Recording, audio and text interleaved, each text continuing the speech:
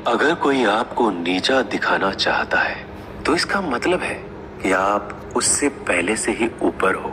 जिंदगी जीने के लिए मिली है, इससे लोग क्या सोचेंगे यह सोचने में बर्बाद मत करो।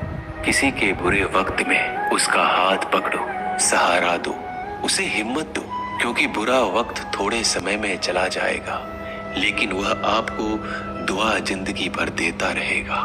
मनुष्य सुबह से शाम तक काम करके उतना नहीं थकता जितना चिंता और क्रोध के एक क्षण में थक जाता है। संबंध परमात्मा से अच्छे बना लो तो तुम्हें किसी की जरूरत नहीं पड़ेगी, तुम खुद सबकी जरूरत बन जाओगे।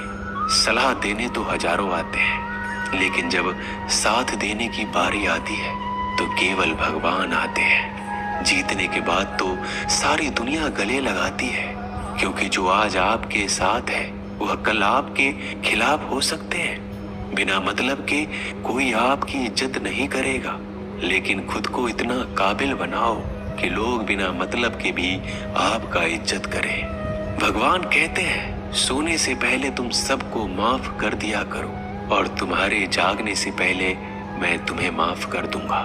भगवान ऑक्सीजन की तरह है जिन्हें आप देख नहीं सकते लेकिन उसके बिना आप रह भी नहीं सकते। कोई और तुम्हारी मदद नहीं कर सकता, अपनी मदद स्वयं करो। आप खुद के सबसे अच्छे मित्र हैं और सबसे बड़े दुश्मन भी। इंसान तब समझदार नहीं होता जब वह बड़ी बातें करने लगे, बल्कि समझदार तब होता है जब वो छोटी छोटी बातों को समझने लगे। आप किस समय सही थे इसे कोई याद नहीं रखता, लेकिन आप किस समय गलत थे ये सब याद रखते हैं। सब दुख दूर होने के बाद ही मन प्रसन्न होगा, यह आपका भ्रम है। मन प्रसन्न रखो, सब दुख दूर हो जाएंगे, ये हकीकत है। किसी भी व्यक्ति की कोई भी बात बुरी लगे तो दो तरह से सोचो। यदि व्यक्ति महत्वपूर्ण है तो भूल जाओ और बात महत्वपूर्ण है तो व्यक्ति को भूल जाओ। रिश्तों का संबंध सिर्फ रक्त से नहीं होता, जो मुसीबत में हाथ थाम ले उससे बड़ा कोई रिश्ता नहीं होता। भगवान कहते हैं तुम सब कुछ मुझे सौंप दो, सारा दर्द परेशानी, और बिल्कुल हल्के होकर मुझे याद करो। धीरे धीरे तुम्हारा जीवन बदल जाएगा। हर रोज रात को सोने से पहले भगवान को अपनी पूरी दिनचर्या बता के सोए। अगर आपके द्वारा किसी का दिल दुखा है तो मन ही मन उससे माफी मांगे। अगर आपका किसी ने दिल दुखाया है तो उसे माफ करके सारी चिंताएं भगवान को सौंप कर सो जाए। यकीन मानिए इससे आपकी जिंदगी खुशनुमा बन जाएगी। क्रोध बोला हुआ एक शब्द इतना जहरीला हो सकता है कि आपकी हजार प्यारी बातों को एक मिनट में नष्ट कर सकता है। सबको हंसाना लेकिन किसी पर भी हंसना मत। सबके दुख बांटना लेकिन किसी को दुखी मत करना। सबकी राह में दीप जलाना लेकिन किसी का दिल जलाना मत। यही जीवन की रीत है, जैसा बोओगे वैसा ही पाओगे। दुआएं और प्रार्थनाएं असंभव को भी संभव बना देती है।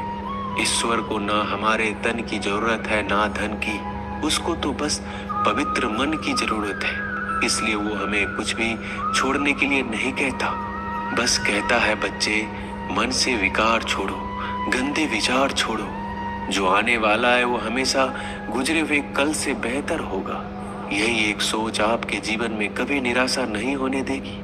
झूठ कितना अजीब है, खुद बोलो तो अच्छा लगता है, दूसरे बोले तो गुस्सा आता है। खुशियां चाहे किसी के साथ भी बांट लो, पर गम हमेशा भरोसेमंद इंसान के साथ ही बांटना चाहिए। जीवन में समय चाहे जैसा हो, परिवार के साथ रहो तो सुख बढ़ जाता है, दुख हो तो बढ़ जाता है। सच्चा मित्र वही है जो उस समय में भी आपके साथ खड़ा हो जब सारी दुनिया आपके खिलाफ हो। आपके पास जितना भी है उसके लिए बार बार दिल से धन्यवाद कहें, हर वक्त कहें। यकीन मानिए जितना भी है वो जल्दी कई गुना हो जाएगा।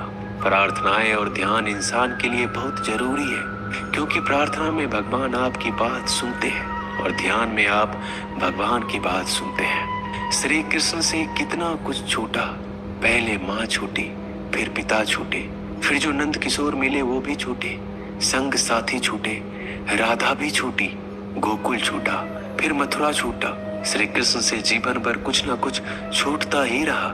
नहीं छूटा तो वो था देवत्व, मुस्कान और सकारात्मकता। श्री कृष्ण दुखी नहीं, उत्सव के प्रतीक है। सब कुछ छूटने पर भी कैसे खुश रहा जा सकता है, ये श्री कृष्ण से अच्छा कोई नहीं सिखा सकता। इसलिए हमेशा खुश रहें, सदा मुस्कुराते रहें। जीतने का मजा भी तभी आएगा जब लोग आपके हार का इंतजार करेंगे।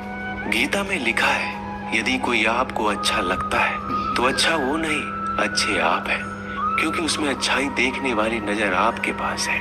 अपनी पीड़ा के लिए संसार को दोष मत दो, अपने मन को समझाओ। तुम्हारे मन का परिवर्तन ही तुम्हारे दुखों का अंत है। सोच और नीयत अच्छी रखिए, फिर आपके कष्ट प्रभु स्वयं दूर कर देंगे।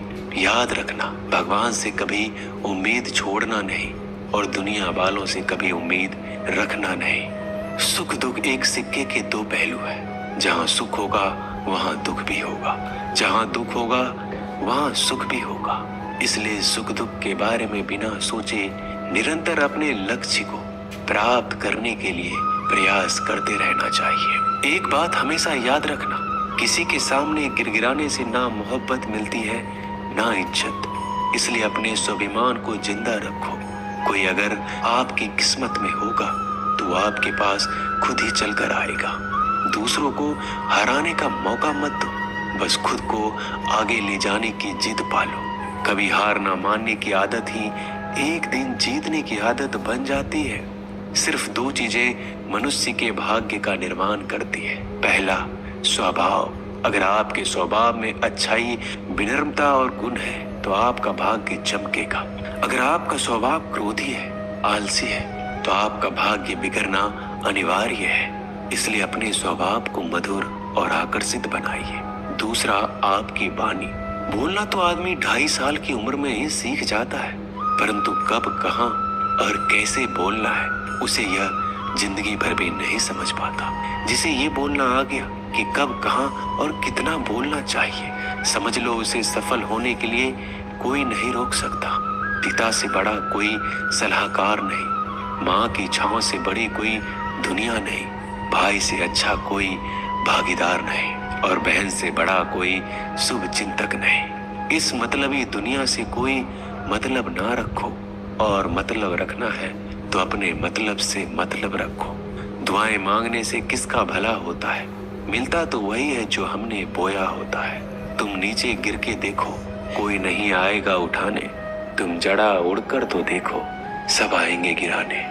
एक बात हमेशा याद रखना, अगर शराब की दुकान पर बैठकर दूध पियोगे तो तुम्हें शराबी का ही दर्जा मिलेगा, और किसी मंदिर में बैठ के पानी भी पियोगे तो तुम्हें एक संत का दर्जा दिया जाएगा।